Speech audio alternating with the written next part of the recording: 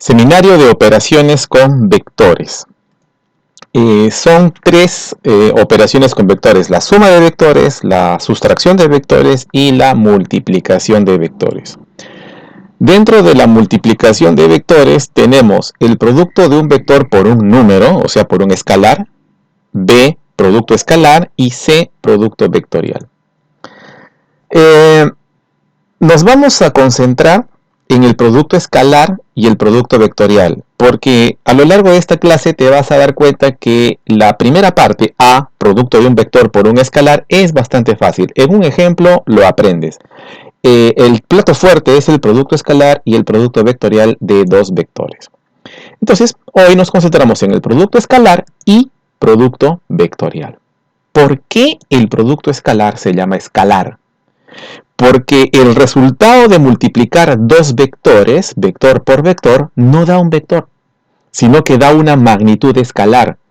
Ejemplo, magnitudes escalares: trabajo, flujo magnético, tiempo, etc. son magnitudes escalares. ¿Y por qué el producto vectorial se llama vectorial? Porque el resultado de multiplicar un vector por otro vector da un vector. Entonces son operaciones diferentes, por lo tanto se denota con operadores diferentes. Para el producto escalar el operador es un punto, y para el producto vectorial el operador es un aspa. Si entre dos vectores no hay un punto o un aspa, está mal definida la operación.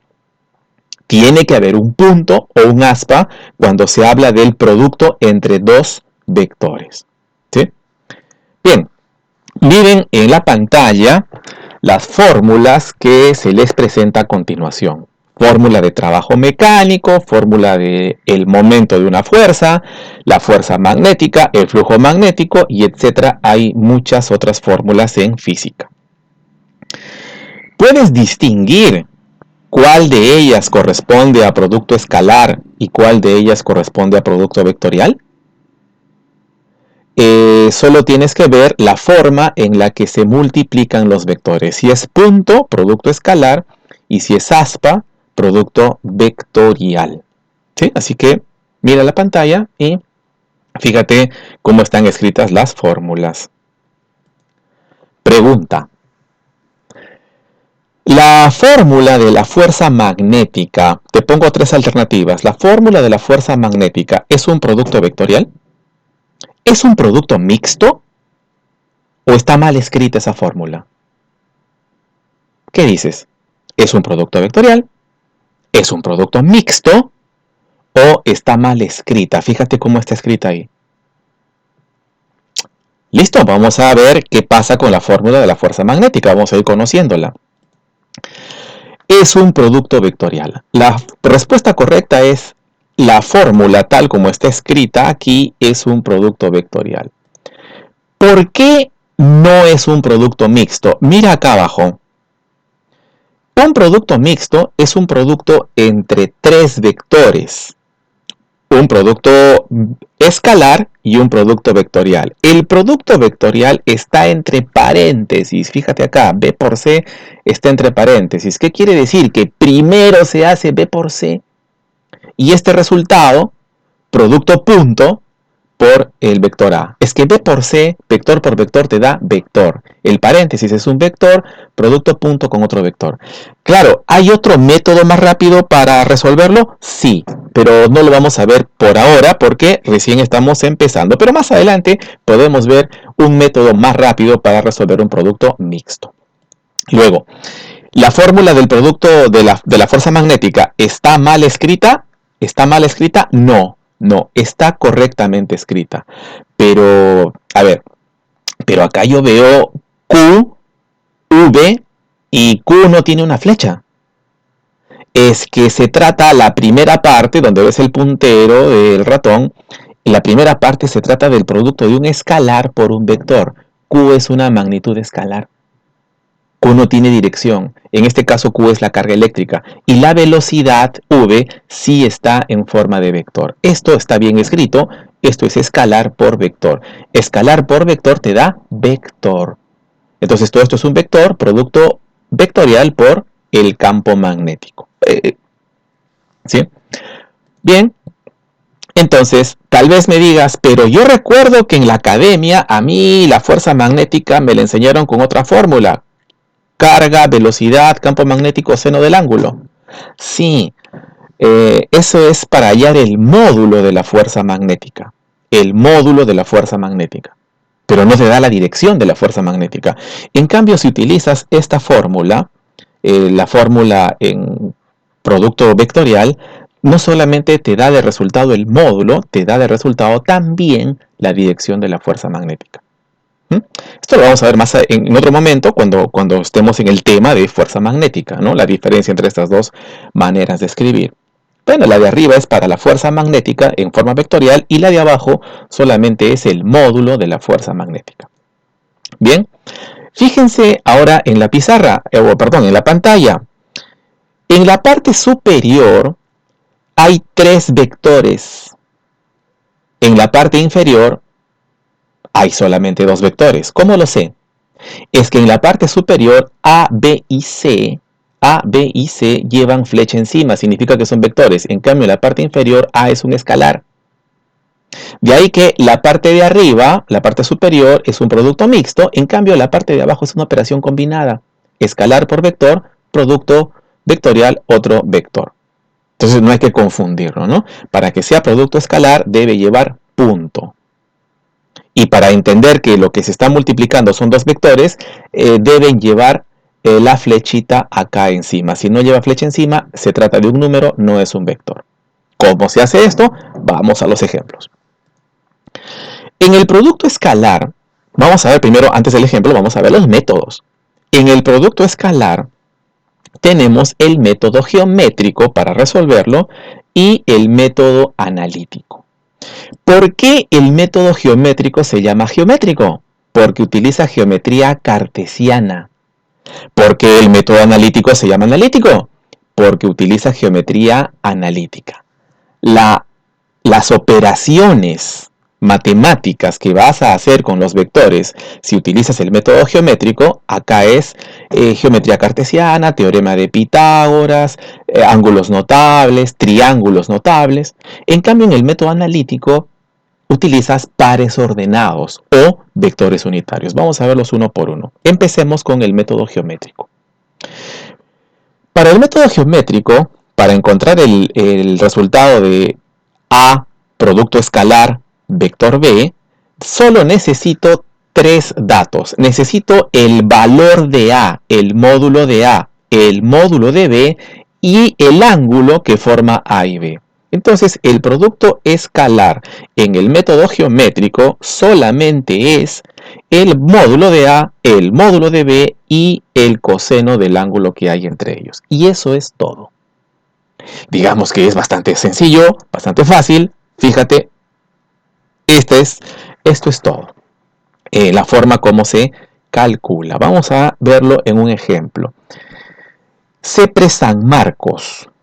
La figura muestra un bloque de 15 kilogramos de masa que se desplaza 12 metros en la dirección del eje X bajo la acción de la fuerza F constante. Sobre la superficie horizontal rugosa, indique la veracidad o falsedad de las siguientes proposiciones. Considerar GES 10.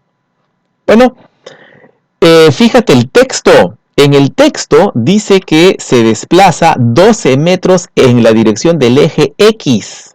Quiere decir que estos 12 metros están hacia la dirección horizontal derecha, como ves en este gráfico. 12 metros hacia la derecha, por eso dice el eje X. Si hubiera sido hacia la izquierda, diría menos X. Bueno, si te fijas en las preguntas, la primera pregunta es si es verdad o falso que el trabajo de F es 960 newtons. Bueno, vamos a ver. Usualmente, para calcular el trabajo de F, en las academias les enseñan a descomponer F, pero ¿se puede hacer de forma directa? Sí, se puede hacer de forma directa. Trabajo de F, producto escalar, fuerza por desplazamiento. Es decir, el módulo de F por el módulo del desplazamiento por el coseno del ángulo que hay entre ellos. Bueno, ¿Cuánto es F? 100, acá estoy reemplazando. El desplazamiento es 12 y el ángulo entre ellos es 37 grados. Entonces, operando 100 por 12 por 37 me da 960 joules. Con lo cual, la primera pregunta es verdadera.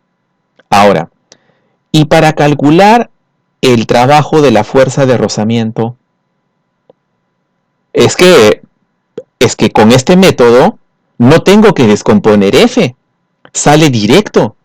¿Por qué entonces en las clases, en otros temas, cuando hacemos dinámica, cuando hacemos trabajo, energía, por qué en otras clases se les hace descomponer F? ¿Por qué no se utiliza este método que es más rápido?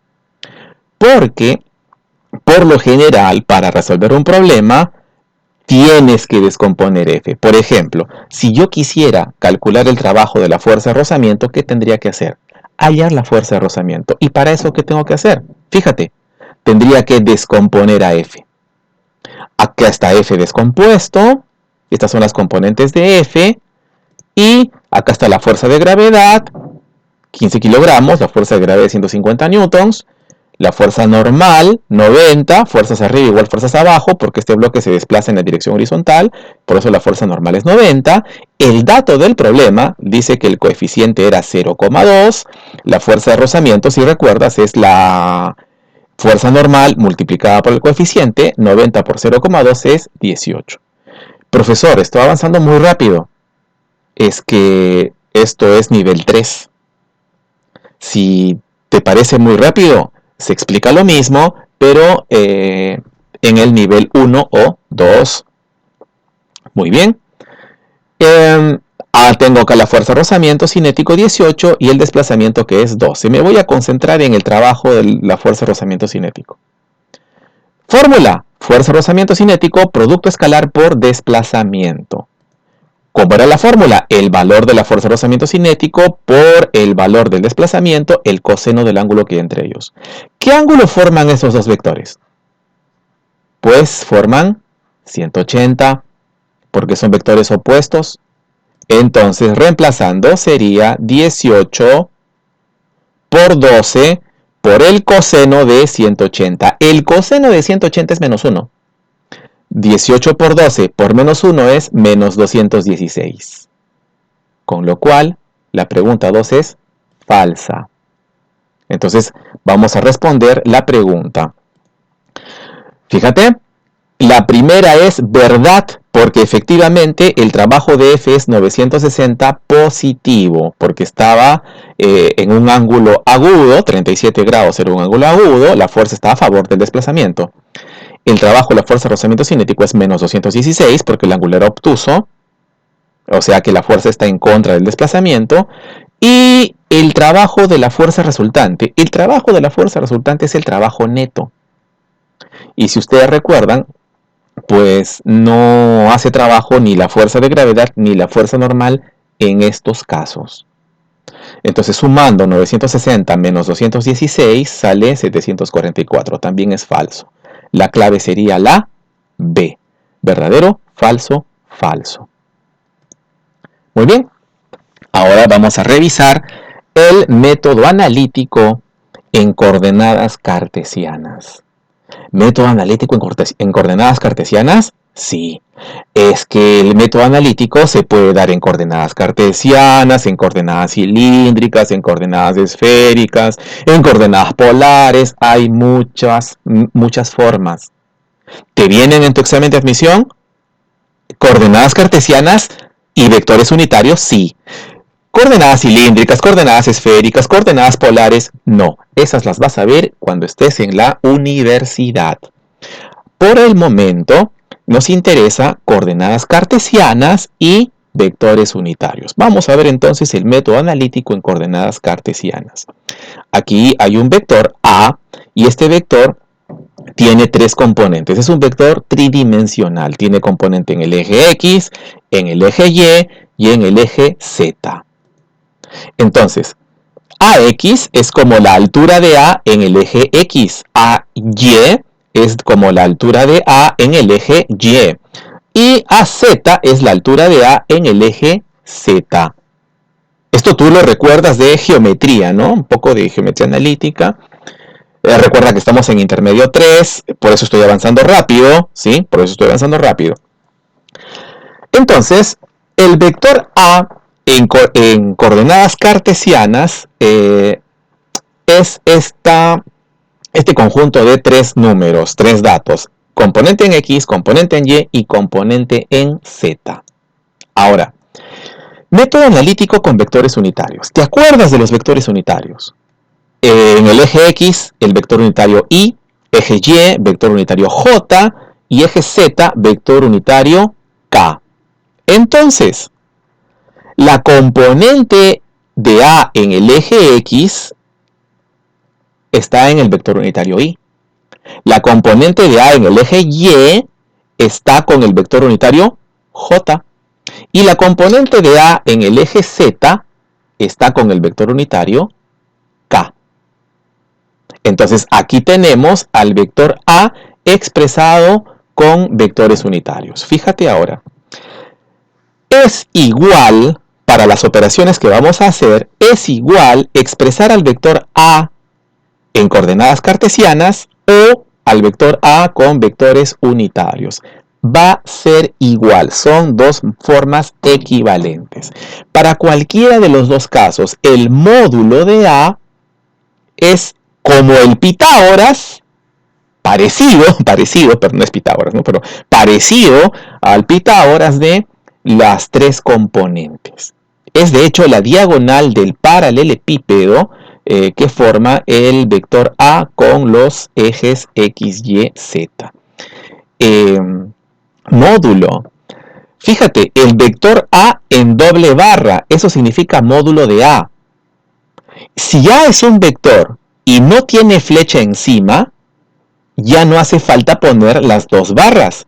Significa A sin flecha encima y sin barras significa módulo de A. Es decir, esas dos expresiones son iguales, son equivalentes.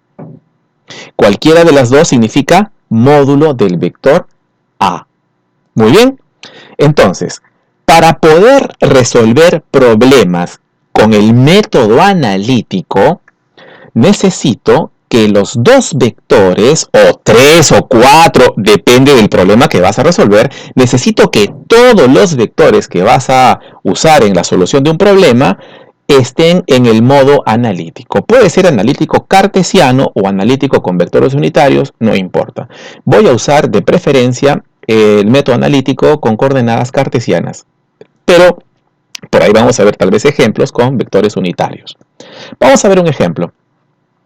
La suma de dos o más vectores dará como resultado un nuevo vector. Este vector será el vector resultante. En la figura se muestra un cuadrado del lado 6. Determine la magnitud del vector R, resultante, 2a menos b más 3c. Este es un problema de también CEPRE San Marcos. Entonces vamos a ver qué se puede hacer. Hay varios métodos. Este problema se puede resolver con los métodos geométricos de suma de vectores. No estamos viendo acá método geométrico de suma de vectores, estamos viendo método analítico. Así que la suma de vectores, es decir, el método analítico no solamente sirve para el producto vectorial, producto escalar y producto vectorial. El método analítico también sirve para la suma y resta de vectores. De hecho, acá tenemos una operación compuesta donde hay resta, hay suma, hay producto de vector por escalar. Vamos a ver cómo se resuelve este problema con el método analítico. Piden calcular entonces 2a menos b más 3c. Entonces necesito a cada vector a, b y c en modo analítico. Bien, en la figura que estás viendo acá he borrado al vector b y al vector c para quedarme y concentrarme con el vector a. Entonces, vamos a ver, ¿quién es el vector a? X, Y, Z, ¿lo recuerdas? X, Y, Z, es decir, primero la componente horizontal, cuánto va el vector A la derecha o a la izquierda, luego la componente vertical y luego el eje Z. Entonces, en el eje X, A va 4 unidades a la derecha, fíjate que la inclinación de A es hacia la derecha, por eso acá es 4. En el eje Y, la altura, A va 6 hacia arriba, por eso acá es 6 positivo. Y en el eje Z, este es un vector de 2 dimensiones, en el eje Z no hay componente. Por eso pongo 0. Voy a hacer lo mismo con el vector B. El vector B va 6 a la derecha, 6 arriba, 6 positivo y no hay componente en Z. Pongo 0. Vector C. El vector C, fíjate en la figura, fíjate en la imagen, el vector C va 6 a la derecha y ahí queda. No tiene componente vertical, entonces más 6, 0, 0. Profesor, ¿por qué poner el 0 del eje Z si este problema solo tiene dos ejes, X, Y? Es cierto, para las operaciones de suma y resta de vectores, si los vectores son bidimensionales significa lo que estás viendo en la imagen. Bidimensional significa que solamente tiene componente en X y en Y, no tiene componente en Z. Para las operaciones de suma y resta no hace falta estar escribiendo la tercera componente. Así que podría omitirla. Te sugiero que te acostumbres a ponerla. ¿Por qué? Porque si bien para los problemas de suma y resta no necesito la tercera componente, para el producto vectorial de dos vectores, siempre voy a necesitar la tercera componente.